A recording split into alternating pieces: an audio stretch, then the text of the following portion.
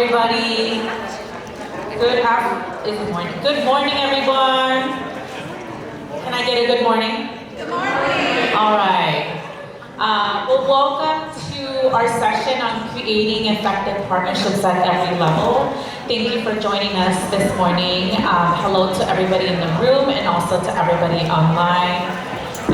My name is Betzabel Estudillo, and I'm the Chief Engagement Officer with Nourish, California. And I am joined by an amazing panel who is going to talk about how they in their work facilitate interactions with partners both at the local level, regional level, state and federal. We will be having this session twice, so we will have the session right now and then also in the afternoon with a different set of panelists as well. So if you enjoy this conversation, you can certainly join us for the afternoon as well. So this session is going to focus on increasing CalFresh enrollment and to better understand the needs of participants through collaboration at the local, county, and state levels. Like I said, we do have a number of panelists who come from different areas of work and have different expertise. I'm going to have them introduce themselves, but I'll give a little quick intro so you know who's joining us.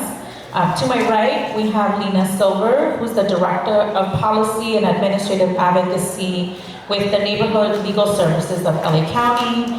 To my left, we have Danielle, who's the CalFresh Outreach Manager with the California Department of Social Services with the CalFresh and Nutrition Branch. And then all the way to the end, we have Zachary and Antoyan, who is our Program Manager with Food for America. Can we give them a warm welcome? Thank you. So the way that we're going to do this session, it is really going to be a discussion. I'm going to have a number of questions for our panelists who are going to talk about all the things they do in their daily work to build partnerships to increase access to CalFresh. But we will leave the last 15, maybe 20 minutes for questions from you. So if there's a question that you have, I recommend you write it down on your notebooks, your big notebooks that we provided to you, and we will get a moment to answer those questions. I have someone on staff who's going to be supporting us and passing the mic so that everyone can hear you clearly in the room and in our virtual apps platform. So just write those questions as you're thinking about them. So to begin the conversation, I was hoping that our panelists can introduce themselves with sharing their name again, what they do in their respective organization, and then maybe a little bit about how you came to do the work you do. So I'll get started with Lena. Is this on? Hi everyone, again, I'm Lena Silver from Los Angeles. I'm a legal aid attorney. I've been at Neighborhood Legal Services for about 9 years now. And I'll say that my start with CalFresh comes from my deep love of public benefits law. I like to say it's not the sexiest area of public benefits law. You might have heard of eviction defense or family law, helping people get restraining orders, but honestly, almost every client that crosses our doors at Neighborhood Legal Services, and it's over 100,000 people a year, they're probably eligible for a public benefit. And in Los Angeles, it's actually, and there's some wonderful folks from LADPSS here, it's the largest welfare department in the entire country. So it's really humbling and wonderful to get involved in and be a part of making CalFresh more accessible. And I'll tell you a little bit about our Benefits Access for Immigrants Los Angeles network, because doing this work, we can represent people one by one, we can go to hearings, we can give counsel advice about access to benefits, but really if we want to make a really big impact around CalFresh, it's about closing the enrollment gap, and to do that, it's my firm belief we have to focus on the immigrant population. Hi everybody, I'm Danielle Wilson, and I am the CalFresh Outreach Program Manager at CDSS. I am responsible for overseeing 7 prime contracting agencies along with their 167 subcontracting partners to facilitate application assistance in California's most vulnerable communities. My background is in nonprofit. I was a program coordinator for an organization out in West Sacramento. And so I stumbled on the outreach program because I heard outreach and I was like, oh yes, that's already what I'm doing. Which it was completely opposite of it, but that's fine because we've made a lot of accomplishments since I've been on the team since 2018. We've made gains in providing access to the SSI, SSP population. We've embarked on a digital outreach campaign that was successful, that targeted college students, veterans, immigrants, and mixed status households. So while I'm not on the ground, I'm happy to provide support to those we are contracted with to be able to have the tools and support needed to continue increasing enrollment into the CalFresh program.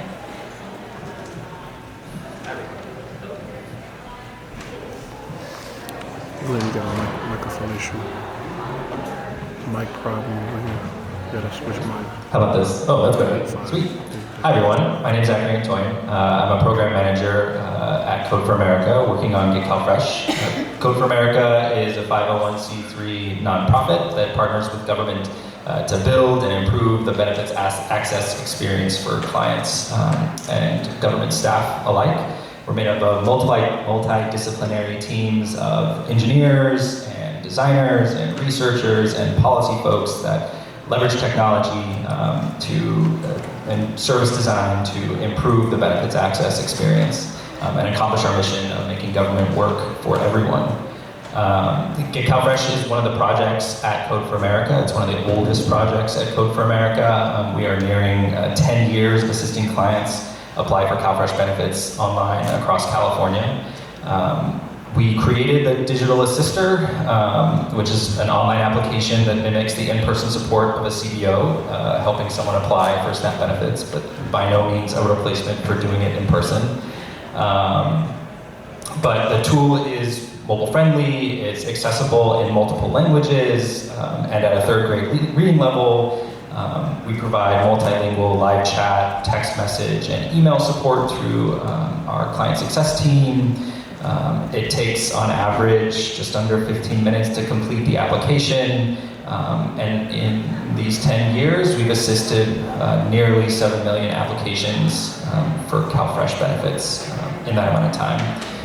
I manage and facilitate our relationships with our government and CBO and our partners, essentially, our external partners. And so that's sending lots of emails, that's having lots of meetings, sort of translating the experience that our partners have, either like on Get CalFresh or with Get CalFresh, or at the counties, back to our internal team, and then translating what they tell me back out to our external partners. So that's a lot of my work.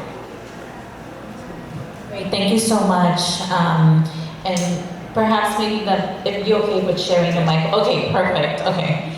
Well, to get us started, I'm gonna ask just a general question for all of you and let me know who wants to answer it first. But the first question that I have is, can you share how in your work you have created and strengthened partnerships? Again, that could be those local partnerships, state partnerships, or federal, to improve access to CalFresh.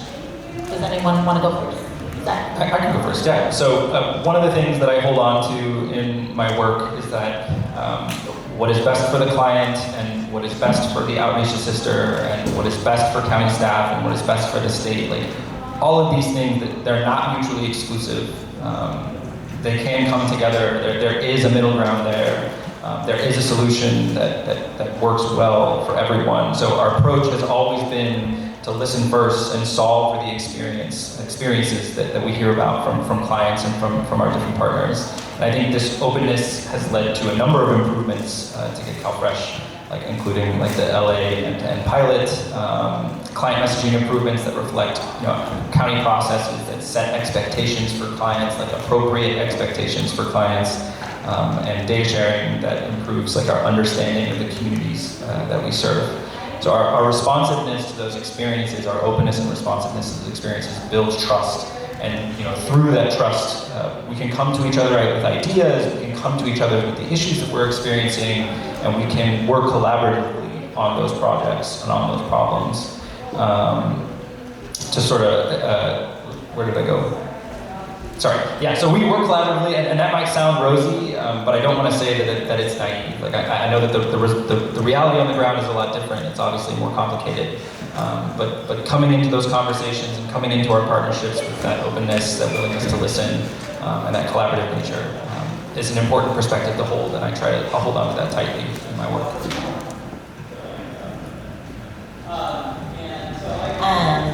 With CalFresh Outreach, I think the beauty in our program is we have diversity in contracted partners. We have our digital partner, we have food banks, we have faith-based organizations, so well-versed where, they are able to reach out to communities that we, would not be able to without them. With that,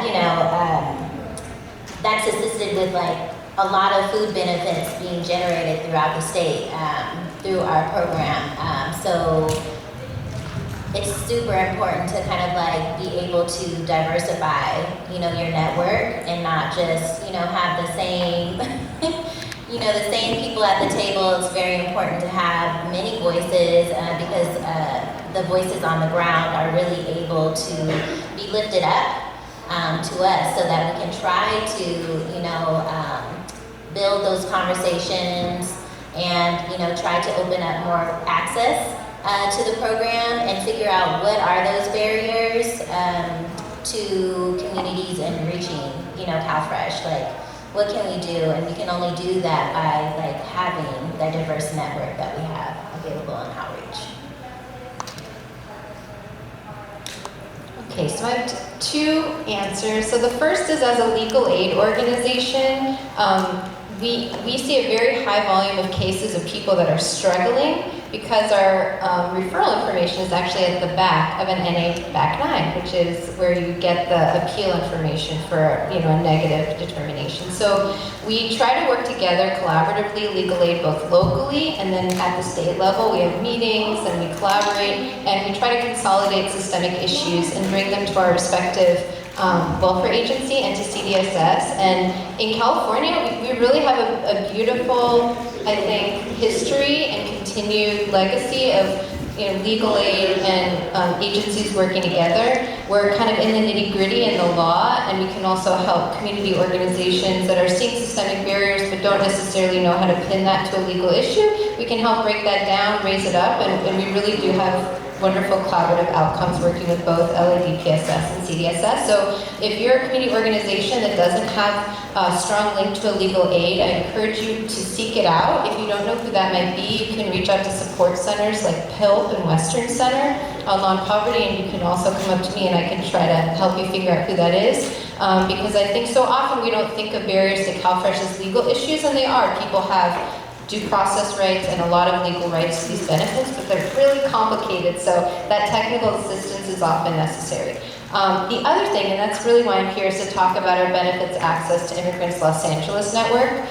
This network is based on a model that was started in San Mateo County. Is anyone from San Mateo? Oh, yay! Called the Libre Project, linking immigrants to benefits, resources, and education. It was very hard to think of an acronym for Los Angeles that was as good as that one, but I think it's pretty good what we have.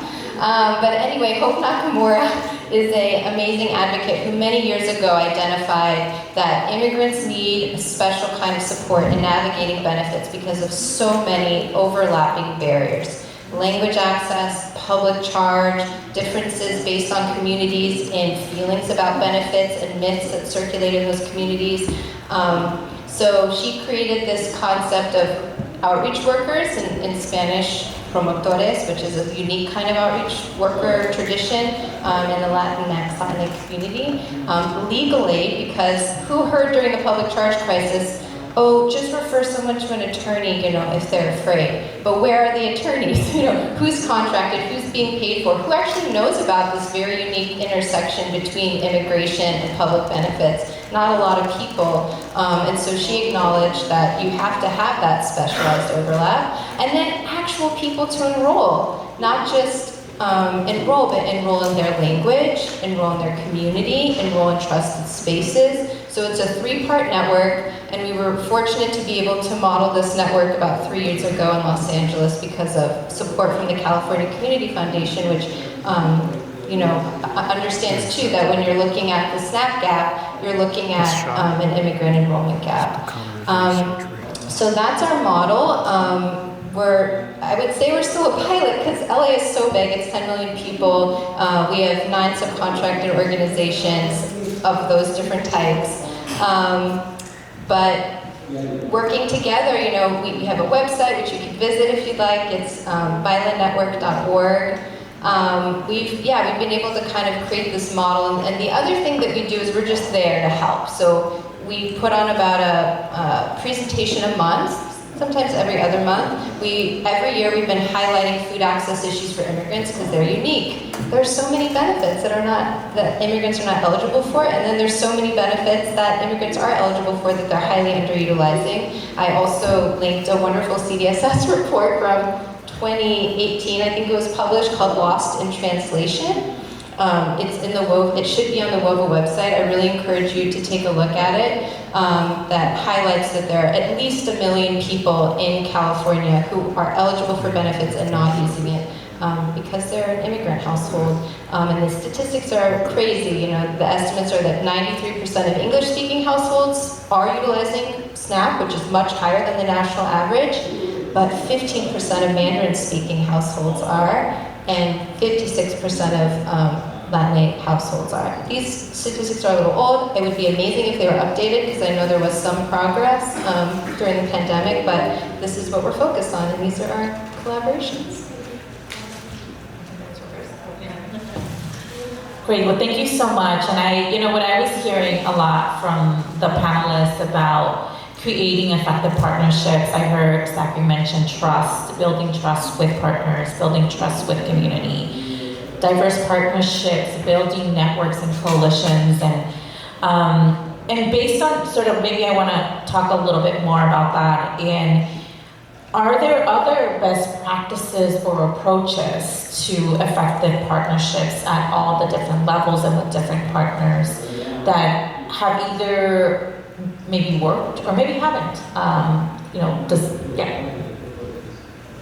Sorry, I'm not. You want to start, but you don't. I think some other ways partnerships or cultivating partnerships are finding that voice that has the connecting piece, at least with the state. Because I can understand, at the community level, it can be very challenging to feel like you're getting a response from the state.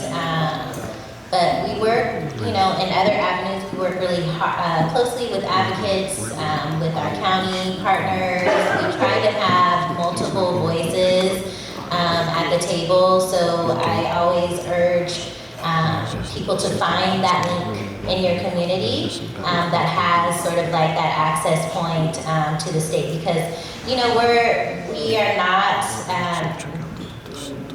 avoiding community voices. I think the challenge is when you're at the state level and CalFresh is at the state level, we're implementing policy where our counties are implementing the actual program. So it's it's a little bit challenging. We have a lot of people, a lot of voices at the table that we have to navigate through. So, knowing all of that, definitely feeling like you can find someone in your community, like our outreach partners who have a seat at the table, who can lift up the voice of concerns or questions or things that you're interested in knowing more about, can lift that up so that, we can make sure that that is hopefully something that we can work towards accomplishing. Yeah, so the first thing I'll say is like finding and attending or creating those like connection points between those various different stakeholders is one really important part, and I'll get into that in a second. But then it's also how you show up to those meetings and those events that also play a really big role in like how to build those strong partnerships. So the first thing I'll say is like attending events like this, attending events like CAFB's Food Access Conference last month, last week. Fuck, it felt like last month. Attending events that the county governments put on or social service departments put on. I know Santa Clara hosts like a CDO connection point, I think once a month. Other counties do that as well, Fresno, Santa Barbara are other examples. So attending those events can be really good connection points between you, the other community-based organizations in the area, or the county staff. As well as so those are the things that like are sort of like consistent and happen on a regular basis. But inviting other folks, partners, out to your organization, out to your events, or to see your operation is another really good opportunity to build those connection points. In a previous life, I worked for Assemblymember Joaquin Arambula in the Fresno area, and a really effective method for advocates to sort of like get the assembly member to see what was going on, and then down the road find opportunities for budget items or opportunities for legislation was just inviting him to come and see what was going on at either their events or at their operations, things like that. It worked really well. But in addition to those, like attending those things, showing up at those events, finding those connection points, there's also like how you show up to those events. So I said that the number one way to build that trust or to build those connection points is to be responsive, participate in the conversation, and sort of give each other grace when it comes to like those connection points. Things move quickly in this work. Everyone is very busy, likely working on numerous things at any one time. So ensuring people that we give, responsive, appropriate, timely responses, super important. But then empathy also goes a really long way in those relationships. When we do our internal sort of retrospectives every couple of weeks, there are meetings for our team to sort of talk about how the last couple of weeks go. We have this thing called the Prime Directive, which is just an acknowledgement and framing for our conversation, and I want to read it to you. So it says, regardless of what we discover, we understand and truly believe that everyone did the best job they could, given what was known at the time, their skills and abilities, the resources available, and the situation at hand. So I hold on to this like very, very tightly and try to show up with that same frame, that same mindset, not just for my internal meetings and interacting with my colleagues, but also doing so for our partners and for other stakeholders. Again, like I know that that's kind of a rosy picture, but it's a frame of mind that I choose to show up to the work with. So I think it's really important. And we'll go to Lena in 1 second. I just wanted to sort of pick up on something you mentioned about like, I know you said it might sound rosy, but it's so important to show empathy, right? Both to the communities that we're serving, the people that come to us for help, because they are coming to us in a very difficult moment, right? Most folks are coming to us when they are struggling with putting food on the table, probably also are having other challenges with housing insecurity and other socioeconomic issues, and so empathy is so important.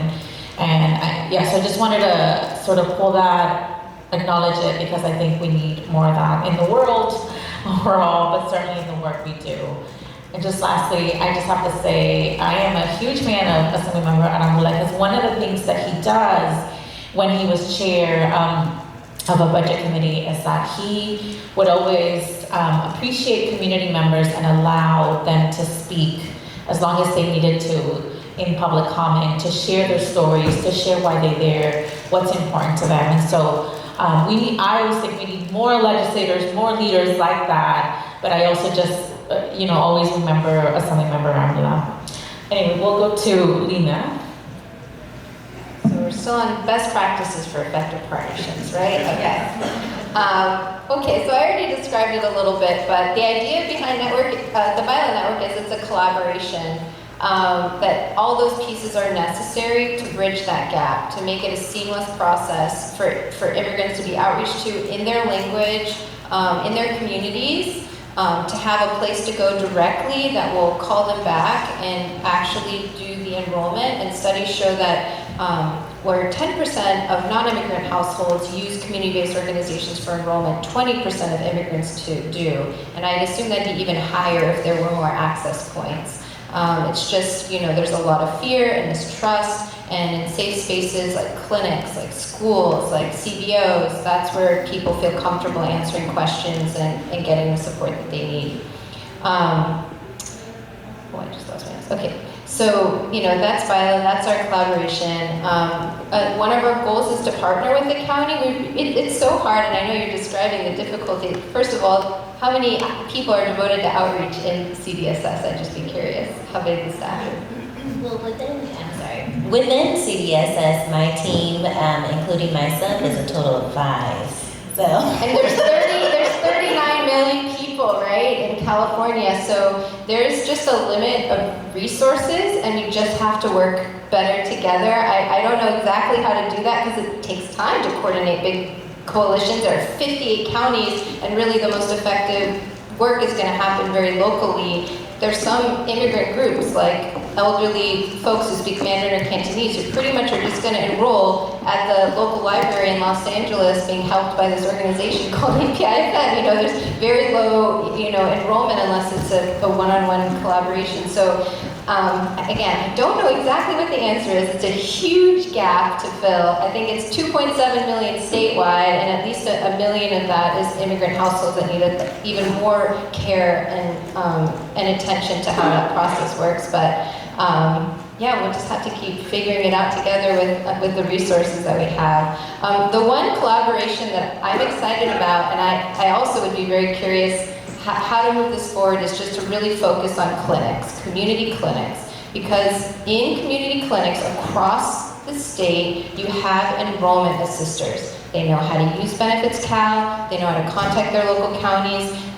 They're not funded per se, but they're motivated in their clinics to get people enrolled so they can get reimbursed, right? So there's already that internal structure for paying for application assisters. They also do renewals and retention, all that. So I think the gold standard would be to really figure out dual enrollment, to really focus on food as medicine. We already know that so many clinics as a best practice are screening for food security, and then handing people to go to usually the local, in LA it's DPSS, which is very helpful and really awesome. And some people just need a little bit more help, or they're afraid. So we really have to make that community clinic, which is a trusted space. We know it's a top trusted space. People trust doctors, really, in the immigrant community, kind of more than any other trusted messenger. We have to figure out a way to do that. If we could figure out how to do it with CalAIM dollars and reimburse CalFresh assisters, then we'd really be getting somewhere, I think. And that's complicated too, because each county, it's different how they're deciding when it's being reimbursed. Some counties, it's within their county health plans, so you have to go one by one, and in some, the county does have some control. So just throwing some ideas out there for future collaborations. It'd be great at the next CalFresh conference if we saw more community clinics, because that is one of the things actually Violet was able to do by funding an assister and being able to train someone and provide technical support. We now, the 3 community clinics we work with, which are the 3 largest clinics in LA, Northeast Valley, Venice Family Clinic, and St. John's, they're all now doing CalFresh enrollment. So that was a big change, because before only one of them did, and yeah, so that's the goal. Thank you so much for pointing that out, Lena. And certainly I think there needs to be more partnerships with health centers, community clinics, and our promotores who are working directly with community. And so maybe on that topic, one of the questions that I've had is, what can we learn from challenges that we've had with creating those partnerships, and what can we do to address them? And I'm actually gonna have Lena start this time so that we can go back this way. All right, I'll start. Well, I just said it, but what can we learn from the challenges? So again, finding a way to really integrate food as medicine into the CalFresh space, having that closer collaboration with Medi-Cal folks, with the managed care plans, with CalAIM, and really food people speaking up about finding a way to get it. You know, we're in a budget crisis, we're in a funding crisis, but there's money there. So it's something that we have to figure out. Another challenge is just, again, because of the complexity of CalFresh, I feel like there's a fear of entering into the CalFresh Assistor space. There's also, you have to add the interview element that you don't have with Medi-Cal. So we just need, to grow the technical support available. That's what BILA and NLS is able to offer. That's what legal aid is often able to offer. And I think counties can do it too, to really support assisters and maybe help their Medi-Cal assisters transition into CalFresh assistance too, and then work collaboratively together to overcome barriers. You know, there's almost a 50% or more procedural denial rate for CalFresh. That's the other huge access issue. The Lost in Translation article predicts that 20% or 20,000 people a month are churned from CalFresh. This was in 2018, that are immigrant households, and that it's an 8% higher rate of churn for immigrant households because of language barrier. So that is also why community-based enrollment and enrollment, like, oh, you're already at the clinic? Let's get you enrolled in CalFresh. I can answer your public charge questions. Let's go, right? You're there and make it happen. Oh, and I also say, so one of the things BILA does too is really focus on sponsor deeming. This is a huge barrier for our lawful permanent resident population. I've heard from our Office of Immigrant Affairs there are 700,000 lawful permanent residents in LA County alone. Across the state, I don't know what that number is, but I assume it's very, very high. And we are constantly seeing people having difficulty navigating that as a barrier, not wanting to get their sponsor in trouble, not offering sponsor information, being eligible for an indigency exception, but not being screened for it, being in their 4th and 5th year of CFAP and having sponsor deeming still applied to them. So that's an example of technical assistance that needs to be offered to the community. So I Lena was great in kind of like segueing into kind of like how CDSS, the CalFresh Outreach Program, you know, we're kind of like at capacity and being able to take on new partners, because we know there's a lot of interested people that want to, or organizations that want to come on board. But it's just challenging for the structure that we have in our unit. To be able to take on additional partners. So I think that's a challenge. However, we try to mitigate that by, offering, our other prime contracting agencies that might be more in alignment with, sort of the focus of the organization. For example, like food bank, would, preferably be able to go under California Association of Food Banks. Things like that is where we try to kind of like maximize the partnerships that we have in outreach, so that we're reaching across the state more, in areas that, we may not. And then also the other challenge is, our funding structure is also very unique. I know a lot of your organizations are probably, well-versed in other programs of CalFresh, and outreach is one of those unique funding structures that is very limited. Our federal partners, we have, guidance that we have to abide by. There are certain things that we can and cannot do. So all of those barriers really just kind of challenge the ability to kind of like, do outreach the way that you would want to, what comes naturally. So we have to kind of like, be a little bit more creative, innovative in how we go about our outreach efforts in the program. And I think, just kind of like going on a tangent, but one of the good examples of sort of like that challenge is the SSI, SSP rollout. You know, we had to really work with a number of different people that were at the table that we had no knowledge of prior. So that created unique, you know, challenges. However, you know, we were able to really overcome that by really leaning on our partners in the network to kind of like help facilitate those trainings of new organizations that, you know, don't have understanding of CalFresh enrollment, who, you know, want to make sure that, you know, they're doing, you know, preventing, you know, wrong denials and all of those other things. So being equipped was how we sort of mitigated that as well. So I think, you know, just learning the, you know, overcoming challenges period is just learning from our community-based organizations, from our county partners on how we can do it better. You know, I think we're always open to feedback and how we can maybe, you know, incorporate that feedback in future efforts. You know, so yeah, I think that's, you know, kind of like, you know, the overall arching thing with challenges. Thank you. Yeah. Yeah, the problem, or like the challenge, sorry, let me start over. Lena, you really hit it on the head when you said that this work is hard. Like, we have issues with, sorry, how do I say this? Long-term systemic change is difficult. It takes time, it takes energy, it takes funding. So a challenge for that sort of long-term systemic change is sustainability. Like, how do we build out systems and networks and processes that last and that meet our needs? And how do we make it so that we don't burn out in the process? One of those ways, I'm seeing the time, so I'm gonna try to make this quick, sorry.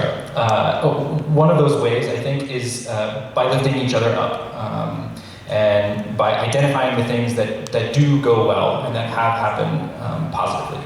And so I think the Freshie Awards are a really good example of that internally here, and I think it's easy for advocates and assisters to sort of look at the system and say, well, look at all of these things we need to address, look at all of these opportunities to improve the system. But identifying when agencies or when counties or when CDOs or when partners or when clients do things well or things go well, lifting up the folks behind that work can go a really long way in terms of that sustainability, like addressing how difficult this work is, how hard and long-term this work is. The second thing I'll say is that internally at CalFresh has two practices that I think go a long way in terms of building that sustainability. The first one is hosting consistent team check-ins every 2 weeks to talk about and process the events of the last 2 weeks. How did things go? Tell us what you worked on. Tell us what feels great. You know, give each other appreciations. Identify what did not go well. Like, let's unpack some of those things. So that consistent check-in for our internal team can be really important. And I sort of alluded to it earlier, but like the check-ins that are happening, you know, across teams or across organizations can do a lot of good work. And then the second thing I'll say finally is that we also have something called blameless postmortems. So when something goes wrong, we get together and we identify a timeline of events, we describe who and how it impacted things, and we write down exactly what we can learn from that experience. And so, you know, those touch points build trust within the team, blameless postmortems to talk about this went wrong, it was no one's direct fault, but we can learn from this. Implementing those kinds of things, those touch points can go a long way toward building that sustainability. Okay, that is an interesting concept. Can you say the name again? It's a postmortem. Postmortem, But got it. we blameless postmortems, emphasis on the blameless. Got it. Thank you so much for sharing. All right, we're gonna do a small shift and we're gonna turn it to you in the audience to ask any question of the speakers. If you don't have questions right now, I do have a question for the speakers, but I'll wait until to see if there's any questions in the audience.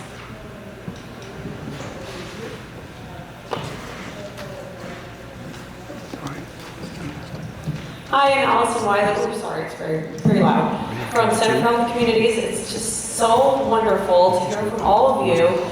Zach, I loved your Prime Directive, and I would love it if you could somehow share that. I'm going to put it in your speaker, but I don't know how we get information. Yeah, I'm not sure how to navigate the Huva app exactly. Right. I can put it there, but I'll be around today. I'm happy to post it. I'm sure I can share it with the organizers. We can send it out in some format, but I'm happy to share it with you directly as well. I think that's a brilliant way to approach meetings. Sorry, go ahead. We can add it to maybe your bio or the iceberg. Yeah, we'll figure it out. We'll be in the book app. Yeah. And then I just have one more comment. Lena, I so enjoyed hearing you. Zach mentioned that in order to get acquainted, invite people to events. And so just a quick introduction. We've got 2 LA County Community College Basic Needs Centers represented here, College of the Canyons and El Camino. So I'd love for just making that introduction.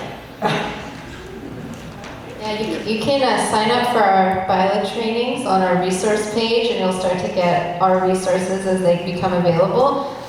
We're pretty connected with the CalWorks students on each of your campuses, but don't really have such a strong connection with the CalFresh folks, but you should all kind of connect. I feel like that obviously all the CalWorks students who are entitled to special supports paid for by the state, they have their supports, but they're all on CalFresh too, right? And are navigating that, but it's easier for them because they're on CalWorks, so they're automatically eligible for CalFresh. But also, Western Center on Poverty just dropped a new student guide to CalFresh. I think it's probably on their website, but we could upload it to, yeah. Plus one of the Viola Network organizing those meetings or the trainings. Those are really good. Yeah, and obviously we're here talking about CalFresh, but we talk about CalFresh because we're worried about food security, we're worried about economic security, and CalFresh is not the only piece of the puzzle. If people have cash aid, if they have Lifeline phone, if they file for their taxes, they have more money for food, and they can, if they have CalFresh, then they can spend their money on something else. So it's all part of a safety net. So every part of the safety net solves food insecurity. And yeah, so at the Viola Network, we're not just focused on CalFresh, we're focused on all the benefits, but we can only enroll at this point based on our capacity in any health benefits and CalFresh. Hi, I'm Janet Rios. I'm also a Basic Needs Center from a community college. We've emailed a few times. And so one of the questions I have is, what kind of conversations are you hearing happen about college students? I know oftentimes the interview is a barrier, lack of having a phone or just safe space to take a phone call. Yeah, just because it's a growing population. I know there's a lot of outreach happening across the community colleges, and now we have a representative at our county office that is helping with that outreach, and so I just want to hear a little bit about what you've seen happen or what conversations are happening to expand that partnership. I can speak a little bit to this. So thank you for bringing that up. I haven't fact-checked this in a while, but per my recollection, right, students as a group have some of the worst CalFresh approval rates in the state, if not across the country. I think their approval rate is around 30 to 40%, and the standard approval rate across the state is closer to 50, 55%. So addressing sort of that gap, or that the student need or student accessibility is huge. And Get CalFresh assists a lot of applications for students. I was looking at this just recently, actually. It's 1.8 million applications for students that we've assisted over time. One of the things that I'm most excited about when it comes to student access is basic needs centers, period. California mandating that basic needs centers be on all the community college, UCs, and CSUs is huge, and the network that is being built around them between schools is doing amazing work to try to make that job as easy as possible, because it's hard enough when students are in that world learning, or in that half world as they're learning and then trying to sustain themselves. Trying to apply for benefits is just another added difficulty, and we add a number of other difficulties on applying for CalFresh benefits for students, the student rules as an example. So I just want to lift up the work that the basic needs centers do, because they do a lot of really good work, and then the work that the Center for Healthy Communities does to sort of network between them has been really fantastic. And then I'll also say the advocacy happening on behalf of students at different levels of government to address those barriers is also really positive. One of the things that I have seen that is like super promising is, or I'm hopeful on, is the EATS Act at the federal level, specifically addressing the student rules and eliminating those barriers. And it's very complicated. It's like you have to follow the specific, find out if you follow the definition of a student. Are you a student based on this very specific definition? And then if you are a student under that definition, do you fall under one of the categories for an exemption for being a student, right? And just figuring out those couple of questions itself is very difficult. So eliminating those as best as possible is something that I'm very excited about. But can I also say about interviews, right? Because that is a top reason. I mean, we're talking about access, right? So you have the people who've never applied, then you have the people who try to apply and can't, or the people who have given up because that $23 a month isn't enough. When honestly, if it were easier to apply, $23 a month is at least one grocery bill, over the year. It's not nothing, but we have to make it worth it. But I'm just going to lift up the issue of call centers, right? Because that is our in LA, there's been a lot of progress around the call center, and you mentioned the end-to-end pilot. I forgot about that because the pilot actually turned into general practice, where we have a renewal line, a redetermination line. We have to solve the problem of wait times and staffing and all of those things. But, if you can give 1 to 3 hours, you will speak to a representative, you will get your interview done, whereas in a lot of counties that don't have that practice, you miss your interview or the interview doesn't come, and that's kind of it. So, we have to tackle the call center issue, and we have to tackle phone access to really have full participation in CalFresh. Thank you, Lena.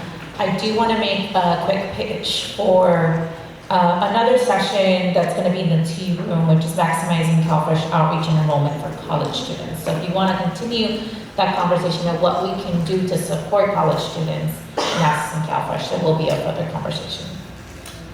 Thank you. Well, thank you for all the information. I will be looking at the ad because I really want to go over everything you guys just spoke. I think it would be really helpful for us, I guess, LA County, for us to get more information. If you guys have any flyers with the information that you guys have on legal support for our students, because I have this there's this word at the community college where I work at, don't step on people's toes. So sometimes we have students who are from different immigration status, like we have refugees from Syria, we have refugees from Peru, all that stuff. When they're trying to apply for CalFresh, we don't want to bug so much the county, hey, will our students qualify for CalFresh? So sometimes, I get my supervisor tell me, hey, don't ask too many questions because they're gonna get mad because you are just doing outreach. You're not an eligibility worker.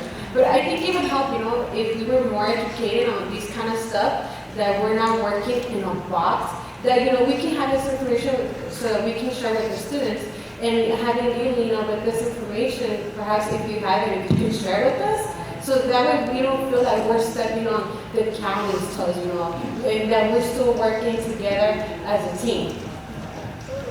Well, yeah, on our resource page, we did last year one, and we just did this year, I think it was January, food access for immigrants, and we list all the immigration statuses. And refugees are very much eligible for all benefits, but again, you have to overcome, for some people, a barrier within their myths in their community or their own feelings about accessing public supports, right? Really having some talking points about that. We use language like everyone and all children deserve to be healthy and strong, access the benefits that you're eligible for. That's part, we have to have that be our collective and our communal ethos I don't have all the statistics.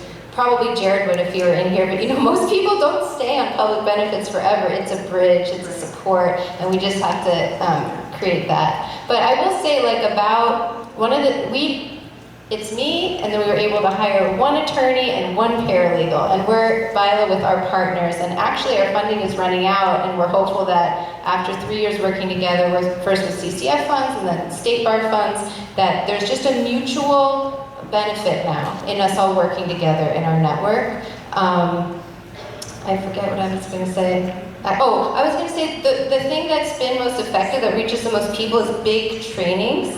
And I do still think that's something that, I mean, it takes work, and there's only 5 people, and there's only a few people in policy, but like a big training reminder about sponsored gaming, we did one, or a big training reminder about student rules that can be recorded, where there's a flyer produced that can be reused. That's kind of the highest impact I think counties and state can have in collaboration with community.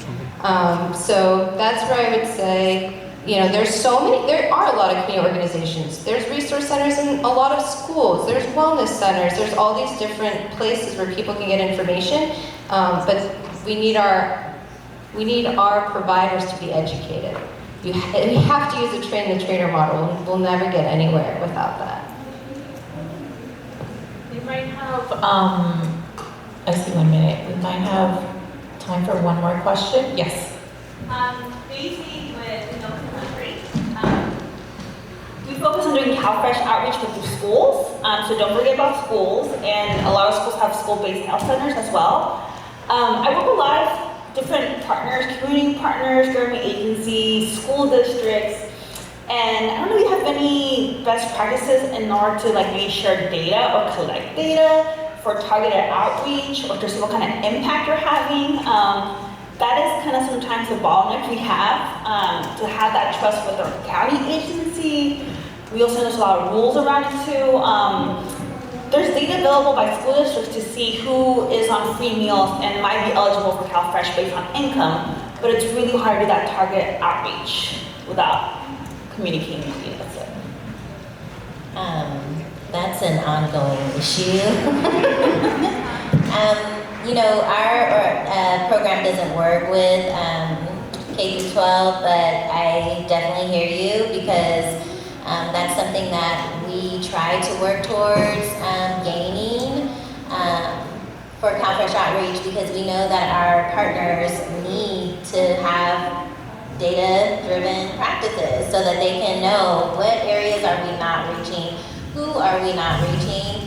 But I will say that at the state, you know, we have conversations ongoing on how we can improve the gaining of data, so that we can, you know, hopefully be able to share that out to our partners to be able to utilize. So I know that we are having active conversations now about data. Well, that ends our session, but before we go, maybe we can just do like 30 seconds closing. I know you've mentioned the Viola Network. Maybe you can tell us like if there's a web page, or if there's folks that can go to get some resources. Yeah, so we are benefits access immigrants Los Angeles, so that's a question we get. Our materials are definitely usable across the state, but in pretty much every training we talk about LA specific stuff. So if you're not from LA and this sounds like a good kind of network, think about who is in your network, or you could bring it to your network to have this kind of closed loop process and some unified branding together. In San Mateo County, they have a website, but they don't do like web-based referrals like we do. They just have their partnerships, and they know that they can mutually depend on each other for those referrals. Obviously, the biggest challenge is funding. Whenever you're doing cross-collaboration networks, there isn't really funding for that, right? You're either, you're funded for CalFresh outreach, you're funded for Medicaid outreach, you're funded for legal aid by the state. So I guess I don't know if there are any foundations in this room, but you know, networks, I think, partnerships, that's what we're talking about, is the way to go, and we need to figure out funding models for that. Are you from LA? Right. I was just in California. I was just going to say that there is some really interesting mapping stuff happening, and I think there could be more collaboration between counties and CBOs to help use that mapping. And in LA County, there's a dashboard that our RD, which is like our DEI special project, is doing, and it's always been my goal to use mapping, and it's hard. Thank you, Lena. I mean, because we have limited resources within the unit. The only thing that I can say is that we do have, they're not totally up to date, and I know that a lot of partners appreciate having customized materials. But we do have materials online, CDSS through the CalFresh Outreach resource page. 15 seconds. And we have new materials from our digital out campaign that we've had that market to or target immigrants, mixed status households, college students, and others. I'll try to make this as quick as possible. Camera one out. Get CalFresh just as a product of like being an application online or an assister online means that we collect a lot of data. So if you have questions, maybe specific questions, like find me afterwards. Like I can't guarantee that we have the answer, but I can try to query it and see what we can find. I don't know. But I'll just say that like that data piece is really important. Like understanding the client experience through data is the beginning of the process to start understanding where the pain points in the experience are. So we use the data at the very start of the process and then use that to then sort of research and prototype and test and then deploy improvements. So that process starts with data and getting it and then understanding it, analyzing it, and bringing it all the way through.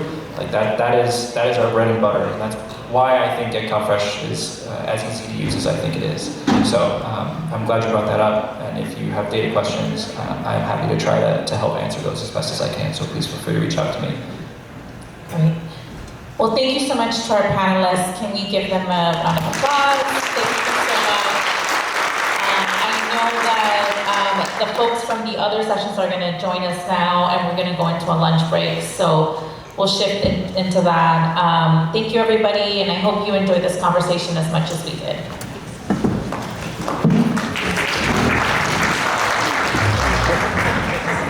Hey, do we